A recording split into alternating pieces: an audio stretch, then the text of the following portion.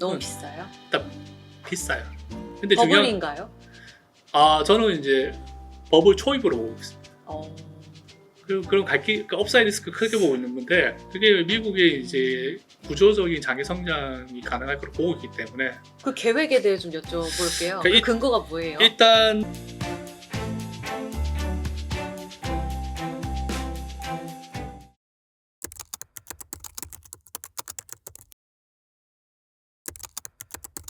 직설적으로 이제 보면 앞으로 12개월 동안 네. 미국 정부가 음. 만기가 도래하는 국채 그게 9조 달러입니다. 그 9조 달러 또 리볼빙 해야 되잖아요. 예. 근데 새롭게 조달하는 거는 11조 달러예요. 왜냐하면 미국 정부는 매년 2조에서 3조 정도의 재정 적자를 계속 만든다고 했었잖아요. 그러니까 이거는 이제 미국의 의회 해상국인 12호에서 네. 매년 리포트를 내는데 네. 미국의 이제 그 의회 예산국인 12호에서 앞으로 향후 미국은 매년 재정 지출 규모를 확대를 해요.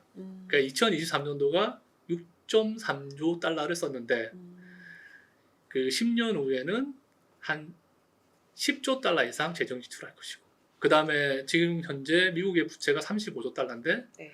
10년 오니까 뭐 한 34년도, 33년도잖아요. 그때는 미국의 부채는 54조 달러 이상 된다고 이미 이야기가 나와 있거든요. 네, 네. 그러면 이제 우리가 이걸 보면 자 답이 나올까요? 미국이 자 지금 고금리예요. 네. 5% 이상 고금리예요. 그러면 재무부 입장에서는 자 우리 앵커님이 지금 금리가 비싸요. 그 돈은 급하게 필요해요. 그러면 10년 동안 비싼 금리로 하는 걸 고정해서 빌리고 싶겠어요? 아니면 짧게 빌리고 싶겠어요? 인하할 것 같으면 짧게 하죠. 그럼 미국 그런 거죠 기본적으로. 근데 장기로 자금을 조달을 해야 되는 거잖아요. 왜냐하면 지금 단기가 거의 한계에 도달한 그러니까 예를 거예요. 들어서 우리 앵커님이 예를 들어서 필요한 돈을 조달할 때 네. 그 한 달 단위로 이제 상환해야 되는 현금 서비스로 부채를 조달할 수가 없잖아요. 그러면 그쵸. 생활이 안 되잖아요. 네. 근데 그렇죠. 미국도 어느 정도 선이 있는데 음. 이미 단기 국채를 조달할 수 있는 그 선이 많이 넘어섰어요. 아. 근데 이렇게 넘어섰던 이유는 뭐냐면 장기로 공급하는 것보다는 단기로 공급하는 게 이자 비용을 용이하고. 줄일 수 있는 거죠. 왜냐하면 조달 좀 이게 비용이? 전문적인 용어인데 금리가 높을 때 그 듀레이션을 길게 하면 안 돼요. 듀레이션은 뭐냐면 기간이 긴 걸 말하는 거거든요. 네. 왜냐하면 금리 떨어질 수 있으면 더 불리하죠. 짧게 할 수 있으니까. 그러면 자 단기로 빌린 거는 이미 많이 빌렸죠. 네. 장기로 꽉 빌려야 찼어요. 되잖아요. 그럼 장기로 빌리기 위해서 장기 금리를 떨어져야 되잖아요. 그게 좋겠죠. 그렇죠. 조달 비용이. 그러니까 장기 금리가 떨어지려면 경기 성장이 떨어지거나 살짝 인플레이션이 떨어지거나. 떨어져야 되잖아요. 네. 자, 인플레이션 어느 정도 잡혔죠? 네. 그럼 뭐겠어요? 경기 침체가 일부 있을 수 높은 있다. 금리를 했으니까 경기가 둔화될 수 있잖아요. 그러면 이들은 어떻게 보면 경기 침체가 일정 부분 생기는 게 재무부에서 자금 조달이 용이하다. 용이하거나 유리할 수 있잖아요. 아. 그러면 되게 무서운 이야기잖아요. 이들은 그렇죠. 그들의 어떤 조율을 잘해야겠는데요. 그렇죠. 그런 상황에서 이제 저는 이제 좀 생길 수 있다고 생각하고 제가 재미있는 차트 한번 보여드릴게요. 제가 경기 침체가 왔을 때 제가 이제 회색선 보였던 게 있는데 인하 사이클 예. 때 그 거기 전에 이제 침체. 이게 보면 65년 이후부터 이 경기 침체가 보면 회색선이 한 번, 두 번, 세 번, 네 번, 다섯 번, 여섯 번, 일곱 번, 여덟 번 있었는데 예. 2020년에 이 경기 침체는 되게 재밌는 게 2달밖에 안 왔어요. 굉장히 굵고 짧게. 근데 왔거든요. 되게 코로나 때 경제가 완전히 불확인돼 있잖아요. 락다운이었죠. 네. 근데 돈을 어마어마하게 풀었다는 거죠. 불과 2분기 만에 예전 2008년도에 그 4년 동안 풀었던 돈을 2분기만 풀었으니까. 그러니까 돈을 뿌리면 경기 침체는 안 오는 거예요. 자, 여기서 제가 말씀드리고 싶은 것도 유동성을 하는 게 그렇다는 거거든요. 그렇다면 지금 이때 경기 침체는 되게 촘촘했는데 네. 이 과거에 90년 이후에 보면 약간 경기 침체가 촘촘하지 않고 드문 그렇죠. 주기가 조금 늘어났어요. 그 말은 뭐냐면 네. 경기 침체를 방어했을 때 금융의 기술이 많이 늘어났던 거죠. 연준의 파워가 더 좋아졌다는 말씀인가요? 테크닉이 좀 좋아졌다? 그러니까 뭐 옛날에는 오른손으로만 싸웠다면 이제는 아. 왼손 그다음에 왼발 오른발 다 썼다고 볼 수 있는. 제가 좀 이제 말씀드리고 싶은 건 뭐냐면 지금 예를 들어서 자산 가격이 비싸다. 미국 자산 가격이 비싸잖아요. 그럼 당연히 조정 받아야 되죠. 그리고 조정 받는데 이제 그게 하락을 해서 가는 건지 아니면 조정인지를 봐야 돼. 저는 좀 조정으로 보고 있거든요. 근데 조정으로 보려고 생각하면 아까 말씀드린 것처럼 뭐다? 미국의 재무부를 중심으로 해서 자금 조달이 되면서 장기적인 성장을 계속 끌고 오고 있는 게 가능한지 거기에 대한 궁금증이 생기시죠. 그거보다도 이제 일단은 제가 항상 이야기하는 게 뭐냐면 투자하는 사람은 가격에 일단 집중을 해야 되고요. 가격이 비싸면 무조건 악재입니다. 근데 지금 사실은 미국은 너무 비싸요? 일단 비싸요. 근데 중요한 버블인가요? 저는 이제 버블 초입으로 보고 있습니다. 그럼 그러니까 업사이드 리스크 크게 보고 있는 건데 그러네요. 예. 조정은 받더라도 업사이클은 더 길게 보시는 거네요. 그게 미국의 이제 구조적인 장기 성장이 가능할 거로 보고 있기 때문에 그 계획에 대해 좀 여쭤볼게요. 그러니까 그 근거가 뭐예요? 일단 가기 전에 좀 약간 한 번만 더 정리를 짚고 좀 갈까요? 하면 일단 이제 유동성을 먼저 말씀드렸고 그 네. 유동성 때문에 우리는 뭘 할 수 있냐면 지금 진행되고 있는 그런 어떤 패러다임을 알 수가 있다고 했잖아요. 네. 그러면 기본적으로 이제 그 이야기를 할 수 있잖아요. 보면 지금 현재 주가가 높다는 거는 시장에서 그 부분을 긍정적으로 해석했다는 거지 않습니까? 네. 근데 이게 가격적인 측면을 봤을 때 여기 거의 탑인지 목인지를 보는데 제가 봤을 때는 성장이라는 거하고 상승이라는 것들은 한 번에 가지 않지 않습니까? 항상 보면 이렇게 가다가 조정도 받고 가는 것처럼 계단식으로. 그게 자연스러운 건데 예. 일단 뭐 스테이지 첫 번째, 두 번째 단계에서는 일단은 목에 찼다는 생각을 좀 가지고 있고요. 그 측면에서 이제 조정에 대한 측면은 저는 이제 유동성적인 측면 네. 말씀드렸고 연준은 제약적으로 좀 유동성 관리를 했었는데 상대적으로 재무부가 나와서 유동성 공급했었는데 이제 지금 시기는 당분간 재무부 유동성 공급이 좀 소진이 돼서 접근하지 못하는 단계에서 이제 연준이 이제 유동성 공급을 바턴을 이어받았는데 연준의 유동성 공급의 바턴을 이어받는 시점은 내년 하반기니까 그 전까지는 유동성의 공백이 좀 나타날 수 있다는 거죠. 그렇죠. 금리가 시차를 갖고 있기 예. 때문에라고 말씀하셨어요. 그리고 미 연준은 경기 진행에 있어서 이들은 그걸 막지는 못해요. 그냥 쉽게 말해서 가열된 걸 좀 덜 가열되고 침체의 부분을 좀 덜 침체하는 부분이지 지나가는 건 어쩔 수 없거든요. 그러면 제가 이제 생각할 때 좀 요약만 하면 그 뭐 소프트 랜딩이나 아니면 뭐 테크니컬 리세션 정도 그러니까 약한 경기 침체 정도 저는 일어날 거라고 보고 있는데 그래도 고점 대비해서 증시는 15% 이내 조정이 가능합니다. 그래서 이제 그 점을 좀 고민하시고 지금 저는 이제 앞으로 이제 유동성이 어떻게 공급되는 것들을 좀 제가 매핑을 좀 해드리면 네. 자, 미 재무부는 미국 내에 있는 이 유동성을 가지고 미국 내의 자원의 효율적 재배치를 통해서 성장을 이끌어왔잖아요. 네. 그러면 미국 내에서 이제 재원을 썼으면 소진이 되잖아요. 예. 그러면 어떤 현상이 벌어지냐면 연준이 새로운 유동성을 공급하거나 아니면 그 해외에서 자금이 들어와서 투입돼야 되는군요. 그렇죠.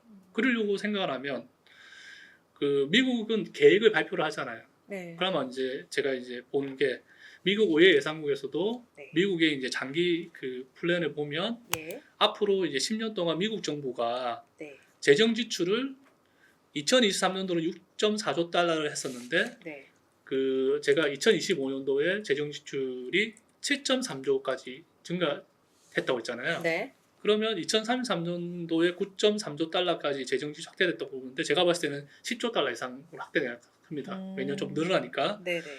그리고 미국은 현재 미국의 부채가 35조 달러인데 이 12호 자료에 보면 미국 정부 부채가 2033년도가 되면 54조 달러가 되는 거죠. 네. 그럼 쉽게 말해서 뭐냐면 미국의 GDP가 성장을 하기 위해서 미국의 막대한 재정 지출이 하나의 축으로 진행이 될 수 있는 거죠. 그러면 이게 축으로 진행될 수가 있을 때 이 재원을 공급을 어떻게 하냐면 얘네들 플랜은 뭐냐면 해외로부터 유입을 하거나 쉽게 말하면 뭐냐면 해외는 미국이 발행한 장기 채권을 사주잖아요. 무슨 말씀인지 아시겠죠? 네. 장기 채권을 사주는데 제가 아까도 말씀드렸다시피 장기 채권이 5% 이상이거나 뭐 비싸면 미국 정부 입장에서는 이자 비용이 많으니까 좀 지른데 경기가 둔화되면 장기 채권이 떨어지잖아요. 근데 중요한 건 뭐냐면 미국의 장기 성장률이 좋아진다고 생각을 해야 되잖아요. 그래서 사는 사람 입장에서도 살 수가 있는 거잖아요. 네. 그리고 자기들이 사더라도 최종적으로 그걸 사줄 수 있는 최종 대부자 역할을 할 수 있는 사람이 있어야 되잖아요. 든든해야겠죠. 그게 누구냐? 연준이라는 연준. 거죠. 왜냐하면 이 연준은 부채를 많이 줄여왔기 때문에 살 수 있는 여력도 생기는 거잖아요. 그리고 미국 연준은 지금 양적 기축을 하고 있지만은 양적 완화를 통해서 또 직접적으로 채권을 살 수가 있잖아요. 이런 구조를 갖고 와야 되거든요. 네. 이런 구조가 되려면 어떻게 되냐면 소프트. 미국이 잠재 성장률이 증가를 해야 돼요. 높일 수 있을까요? 지금 일부 그러니까 연착륙은 5돼 네. 잠재 성장률은 유지해야 되는 아주 어려운 과제를 갖고 있는 거 아니에요? 저는 역사를 많이 보는데 네. 아주 가까운 시절에 우리가 인터넷 이제 버블을 경험했었지 않습니까? 밀레니엄 버블. 네. 근데 이제 그때랑 지금은 약간 많이 구분을 해야 되는데 네. 우리가 영화라든가 책을 통해서 우리는 AI에 의해서 형성되는 미래 사회를 많이 봤었잖아요. 네. 사실은요. 그러니까 AI가 이제 쉽게 말해서 도입이 되면 네. 인간의 역할을 이제 하게 되는 게 이제 AI 발달의 3단계로 가는데 그 이상으로 가게 되면 인간보다 능력치가 더 좋아지잖아요. 그럼 당연히 이제 생산성이라는 게 엄청나게 많이 올라가겠죠. 이게 확대가 될 수 있지 않습니까? 그럼 이번에 진행되고 있는 이제 AI의 생산성 혁명이 어디까지 진행될까 이걸 봐야 되거든요. 근데 이제 저는 이제 가까운 지인분들한테 이런 말이에요. 예전에 인터넷 버블이 왔을 때는 인터넷 초기에 그 생산성 혁명은 뭐냐면 B2B까지만 진행되다가 조정을 받았어요. 기업 간 거래로. 예. 인프라를 먼저 투자했을 때까지. 아. 그러고 난 다음에 조정받고 뒤에 구글이 엄청나게 올라가고 애플도 스마트폰 내면서 올라갔고 그러니까 인터넷 기반에서 나중에 서비스를 제공하는 그런 메타 같은 기업들이 나중에 이제 쭉 올랐었잖아요. 네네네. 근데 저는 이제 AI는 이런 자본주의 시초를 통해서 인프라를 깔고 거기에서 서비스를 할 수 있는 B2C가 쉬지 않고 바로 진행돼서 갈 수 있다고 생각을 해요. 그게 아까 말씀하신 이제 버블의 초입입니다. 아직도 큰 그림이 남아 있습니다의 근거군요. 그러니까 그 상황을 이해하는 게 되게 중요한데 우리가 이제 통신 서비스에서 우리가 예를 들어서 뭐 그 1G, 2G, 3G하고 뭐 4G, 5G 이렇게 왔었잖아요. 네. 근데 기술 표준을 보면 10G까지, 10G까지 다 나와 있어요. 근데 안 하는 이유가 뭐냐면 새로운 제너레이션을 올리면 막대한 투자를 해야 되잖아요. 그렇죠. 근데 투자라고 돈을 벌어들여야 되잖아요. 그러니까 그거를 시장 수요를 보면서 하는데 이 AI는 사실 보면 자본 지출을 많이 하는 빅테크도 돈을 못 벌잖아요. 아직 걷어들이는 게 약하다는 게 그러니까 지금 돈을 못 논란이죠. 버는데 나오는 인터뷰를 보면 경쟁적으로 하겠다고 그러잖아요. 예. 그 의도를 알아야 되는 거예요. 아. 그 의도가 뭔지는 사실은 이제 이번 시간이 짧기 때문에 자세하게 말씀을 못 드리지만 직설적으로 말씀드리면 간략하게만. 패권 전쟁이에요. 지금 진행되고 있는 모든 구조들이 그치, 패권 전쟁과 관련돼서 네. 이해를 해야 되는데 예를 들어서 저는 그 생각을 합니다. 만약에 AI가 탑재되어 있는 로봇이나 자동차를 한번 보세요. 우리가 그 영화에서 보면 예. 드론에 AI가 탑재되어 있고 네. 그 다음에 이게 걸어다니는 개 로봇에 만약에 AI가 탑재돼서 거기에 예를 총 같은 거 있으면 어떻게 되겠어요? 너무 위험할 것 같아요. 너무 무섭잖아요. 네. 걔네들하고 싸워서 이길 수 있겠어요? 그러니까 무슨 말이냐면 네. 미국에서도 이렇게 막대한 재정 지출을 했을 때 대부분 기술에 대한 측면이 전부 다 국방부 기술이 되게 많이 들어왔거든요. 그러니까 안보에 대한 기술을 먼저 건드린 거예요.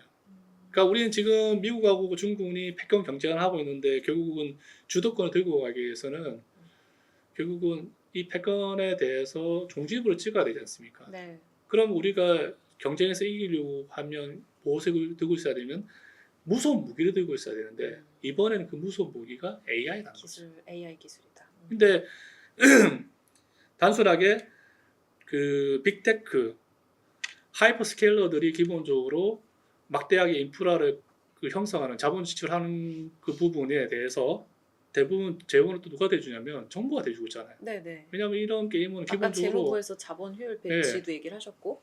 왜냐하면 미국의 국방 수법을 통해서 국방부에서도 그 지금 클라우드 데이터 센터 같은 건 다 국방부 이런 데 나가는 거예요. 예. 그런 데서 이제 제공을 하는 거고 네. 그들이 일부적으로 투자해서 이 시대를 열어가는 거예요. 그러면 거기에 맞붙어서 이제 일단은 기업 간 형태로 인프라가 깔리면 그 뒤에 이제 서비스를 생각하는데 제가 봤을 때 우리가 아직까지는 AI를 체험을 못하고 있잖아요. 네. 왜냐면 생성형에서는 그렇게까지 필요한 건 아니거든요. 다 쓰진 않고 있죠. 근데 예를 대중화되지 들어서 않고. 약간 우리가 좀 나를 잘 알고 있는 그런 비서가 있었다고 생각하면 어떻게 생각합니까? 많이 쓸 것 같은데요. 근데 그래서 이 B2C에 대해서 일반 사람이 이제 쓸 수 있는 게 뭐냐면 스마트폰에 만약에 AI가 탑재가 되면 그때부터는 B2C. 빠르게 할 수가 있는 네. 거죠. 근데 저는 패권 경쟁의 핵심을 만약 전쟁으로 둔다면 한번 생각해 보세요. 미국의 전함이라든가 이 전투기에 AI를 탑재를 해서 무인으로 돌아간다고 생각해 보세요. 전쟁에서 이길 수 있겠어요? 글쎄요. 너무 무서울 것 같은데요. 그냥 전함 군함들끼리 만약 바다에서 싸운다 이 말씀이신 거잖아요. 아니 AI AI를 탑재되고. 탑재하고 있는 전함이나 비행기는 미국이 이렇게 끌고 가는 얘네들만 들고 있을 거잖아요. 그렇죠. 이렇게 투자를 못 하니까. 그다음에 중국이 하려고 하더라도 반도체 못 들어가게 막고 있잖아요. 음, 그러니까 제 이야기가 뭐냐면 이런 식이 되면서 결국은 이제 미국이 패권을 패권이 꺼내지게 어떤 됩니다. 중지부돼 있어요. 그러니까 지금 진행되고 있는 이 어마어마한 이 투자라는 거는 우리가 일반적으로 생각하는 경제적 논리로 판단했을 때는 접근할 수 없어요. 그 이상이다. 왜냐하면 제가 예를 들어서 제가 총을 가지고 어영크님한테 가진 거 다 내놔라면 어떻게 할 거예요? 드려야죠. 그게 논리인 거예요. 그게 힘의 논리라는 거예요. 아, 네네. 그래서 저는 이제 이렇게 진행되는 거에 대해 핵심은 그렇고 그럼 거기에 대한 돈은 어떠냐? 돈은 무지하게 많아요. 미국 내부에 MLF라든가 단기 채권에 들어있는 돈이 7조 달러예요. 근데 걔네들이 돈이 왜 안 들어오겠어요? 지금 경기가 침체된다고 하니까. 네. 그러면 이제 그 부분이 정도가 심하지 않고 된다면 어떻게 되겠어요? 빠르게 또 들어올 수도 있는 거죠. 들어올 수 그래서 이제 있는 제가 자금이 말씀드리고 있다. 싶은 거는 뭐냐면 예. 경기라는 거는 둔화가 되는 시점은 당연할 수 있지만은 네. 구독이 무서워서 잘 못 담그냐는 게 아니고 그런 시점에 대해서 현명하게 생각하면서 리스크를 관리하다가 네. 그런 위험이 좀 사라진다고 생각하는 그 시점에서는 어떻게 된다? 기다리고 있는 유동성이 엄청나기 때문에 이런 이제 막대한 AI의 생산성 혁명으로 진행되는 이런 시대는 아주 장기적으로 갈 사항이 있다는 거죠. 그래서 그렇게 생각하고 접근한다고 하면 네. 아마 여러분들 훌륭하게 투자하는데. 이 변화된 시대에 자신을 잘 방어하면서 투자를 해서 돈을 벌 수 있는 기회도 생길 겁니다. 네. 미국이 과연 장기적으로 잠재 성장률을 어떻게 지켜갈 수 있을까요? 라는 질문에 있어서 큰 그림에 있어서 패권 경쟁, 그 안에 AI 생산성 향상을 위해 지금 미국 정부가 막대하게 쏟아부고 있는 그 자본에 대한 배경을 설명해 주셨습니다. 그리고 제가 1분만 더 설명드릴 수 있으면 좋아요. 기술 혁신은 성장을 이끌어내지 못합니다. 그러니까 기술 혁신이라는 것은 나레이션이에요. 쉽게 말해서 그 사람들로 행동할 수 있게끔 하는 모티베이션이지 그게 성장을 이끄는 주가 아니고 성장은 노동하고 자본이 들어야 됩니다. 그러면 제가 반문을 드리면 미국은 누구든지 이민 가고 싶은 나라잖아요. 그러니까 미국은 그런 사람이 들어오면 바로 뭐라냐면 일을 하잖아요. 그러니까 노동인구로 바로 유입된다는 건 뭐다? 노동이 늘어나는 거잖아요. 네. 그리고 두 번째는 뭐냐면 자본이 들어와야 돼요. 근데 제가 말씀드린 것처럼 미국은 자본이 막강하다. 기축 달러를 가지고 있고 자기들이 멋대로 금리도 결정하고 통화량도 결정하고 그 다음에 그것도 모자라서 왜 해외에 있는 돈까지 땡겨 쓰고 있는 상황이 지금 펼쳐지잖아요. 네. 그럼 노동과 자본이 유입된다고 하면 미국의 장기 성장률 늘어날 수밖에 없어요. 그러니까 섣불하게 생각하지 말고 그리고 제가 한 가지 더 강조하는 게 뭐냐면 유동성은 제한돼 있잖아요. 근데 한쪽에서 많이 땡기면 다른 데는 어떻게 되겠어요? 줄어들죠. 자, 그리고 미국은 중국하고 패권에서 이기기 위해서 어떻게 합니까? 중국으로 들어가는 유동성을 막잖아요. 그럼 중국이 대표하는 건 이머징 마켓이잖아요. 그럼 대한민국은 어떤 나라예요? 이머징이죠. 그럼 우리나라는 어디에 소속되겠어요? 이머징. 그래서 제가 그런 이야기를 하는 거예요. 1995년 돌아가면 98년도에 IMF 왔던 한국에다 투자하시겠습니까? 2000년 IT 버블 왔던 미국에 투자하시겠습니까? 이야기를 한다는 거죠. 그러니까 제 이야기가 굉장히 무서운 이야기가 될 수도 있고 어떻게 보면 잘 이해하시면 큰 기회가 될 수 있는데 유동성이 많은 데 가서 해야지 확률이 높아지는 거거든요. 네, 네. 근데 지금은 우리가 이런 그 전 세계를 보는 어떤 정확한 그런 시각이 필요하다는 거죠. 이 시각에 따라서 유동성이 어떻게 보면 극명하게 갈리는 시대거든요. 그래서 저는 마지막 하두로서 만약에 여러분들이 1995년 돌아가셨을 때 98년도에 IMF를 경험했던 그리고 아시아 외환위기를 겪었던 이쪽 지역에 머무르실 것인지 아니면 2000년 IT 버블을 이끌었던 그런 미국 쪽으로 가실 것인지 한번 잘 고민하시면 될 것 같습니다. 마지막 질문이 비수같이 꽂혀요. 하지만 냉정하게 이 투자 자산에 있어서 우리의 소중한 돈이 들어가는 그 측면에 있어서는 아마 많은 분들이 이 전자냐 후자냐 고민해 볼 필요가 있는 아주 중요한 질문일 것 같습니다. 유동성의 흐름을 읽어야 시장이 보인다 이야기를 해주셨고요. 그리고 미국이라는 이 거대한 자본과 더불어서 패권 경쟁 이 흐름을 설명해 주시니까요. 만약에 10월에 지금 유동성 대비 조금 더 많이 가고 있는 이 시장이 조정을 받게 되면 어떤 선택을 할지에 대한 지침서가 오늘 이 강의에 담기지 않았나라고 생각해 볼 수 있겠습니다. 많은 분들 현명한 판단에 오늘 이 강의가 도움되셨기를 바랍니다. 말씀 여기서 마무리 지을게요. 문장주 문스타 인베스트먼트 대표와 함께했습니다. 대표님 오늘 귀한 시간 고맙습니다. 네, 고맙습니다.